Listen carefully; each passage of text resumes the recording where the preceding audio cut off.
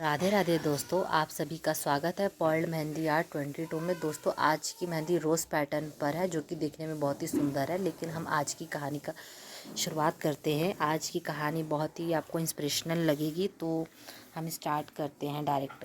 एक sales manager पिछले 2-2.5 साल से कंपनी में काम कर रहा था। वह हर चीज़ के लिए ऊपर वाले का धन्यवाद करता था। उसको लगता था कि उसकी जॉब ऊपर वाले की कृपा से लगी है।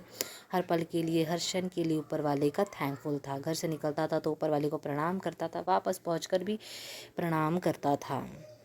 2-2.5 साल से कंपनी में काम कर रहा था, तनख्वाह बढ़ी नहीं, तो वह सोचने लगा कि कहीं और काम मिल जाए तो अच्छा होगा। उसे कहीं से एक बार पता चला कि एक जगह जॉब है। अप्लाई करने के लिए एक व्यक्ति का कॉल भी आया था कि मैं आपसे फाइनल इंटरव्यू के लिए कॉल करूंगा। उसने डेट बता दी, टाइम नहीं बताया था। आखिर अगले दिन वह तारीख भी आ गई जिस दिन इंटरव्यू के लिए कॉल आने वाला ही था। तो वो बहुत ही सुपर एक्साइटेड था कि इस कंपनी से पीछा छूटेगा, क्योंकि भले ही वो ऊपर वाले का थैंकफुल हो, लेकिन वहाँ की सैलरी अच्छी नहीं थी, जिसके कारण वह थोड़ा सा परेशान था। उसने थोड़ा जल्दी अलार्म लगाया, सोचा कि जल्दी जागूंगा, तैयार होकर फर्स्ट क्लास इंटरव्यू के लिए जाऊंगा। उसके दिमाग में सब कुछ सोच रखा था कि क्या सवाल पूछ सकते हैं, क्या जवाब देने होंगे मुझे, सब कुछ उसने आइडिया लगा रखा था। लेकिन अगली सुबह जागा तो जिस समय उसने अलार्म लगाया था सुबह 5 का, पता नहीं कब बजा और बंद हो गया। उसकी नींद खुली 7:30 बजे। वो लेट हो रहा था, उसे गुस्सा आने लगा। उसने फटाफट से तैयारी की और बिल्डिंग के नीचे पहुंचकर बाइक स्टार्ट करने लगा, लेकिन बाइक स्टार्ट ही नहीं हो रही थी, ख़राब हो रही थी। वो गुस्से में बाइक को भी वहीं खड़ी करके स्टैंड पर निकल गया। बाहर सड़क पर ऑटो ढूंढने लगा कि कहीं उसको ऑटो मिल जाए जल्दी से। और बड़ी मेहनत और बड़े इंतज़ार के बाद उसे एक ऑटो मिला और ऑफिस पहुंचा तो लेट हो चुका था। फटाफट काम करते हुए उसके दिमाग में बस यही बात चल रही थी कि बस वह कॉल आ जाए तो मेरी इस कंपनी से पीछा छूट गया, मैं कहीं और काम करूं। इतने में लंच टाइम हो गया। सेल्स मैनेजर ने देखा कि जल्दी में वो टिफ़िन लाना भूल गया। उसे फिर से गुस्सा आने लगा। जल्दी जल्दी वो ऑफिस की कैंटीन में पहुंचा तो वहाँ पर ताला लगा था। इससे उसे और गुस्सा आ रहा था, मतलब उस दिन उसके साथ सब कुछ बुरा ही हो रहा था।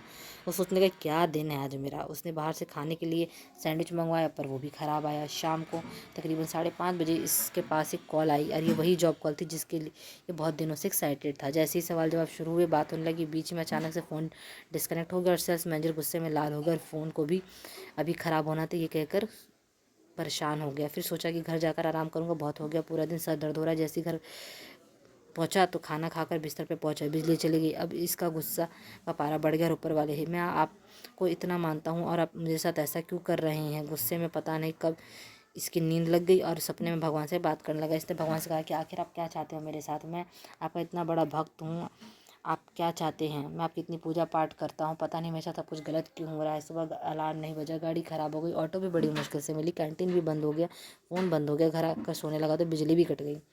आप क्या चाहते हो भगवान। भगवान ने कहा जो आज हुआ वह सब मेरी मर्जी से हुआ। मैंने जानबूझ करके अलार्म की आवाज़ का तुझे पता ही नहीं चलने दिया। तेरी बाइक मैंने ही ख़राब कर दी थी। मैं चाहता हूँ कि तू देरी से पहुँचे, क्योंकि अगर तू बाइक से जाता तो तेरा एक्सीडेंट हो जाता।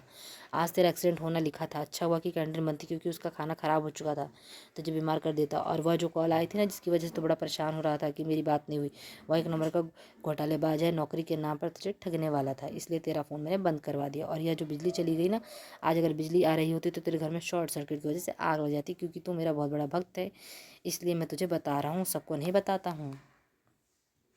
और हाँ, याद रखना, तू मुझ पर भरोसा करता है तो भरोसा करता रहे, ज़िंदगी में कभी भी तेरा बुरा नहीं होने दूंगा। अचानक से इसकी नींद खुली और उठ के ऊपर वाले को फिर से थैंक यू करने लगा। लाइफ में कई बार हमें लगता है कि हमारे साथ में बड़ा गलत हो गया, ऐसा नहीं होना चाहिए, लेकिन अगर आप पलट के देखेंगे पिछले कुछ सालों में तो आपको लगेगा कि जो हुआ सो ठीक ही हुआ, आपके फ़ायदे में हुआ।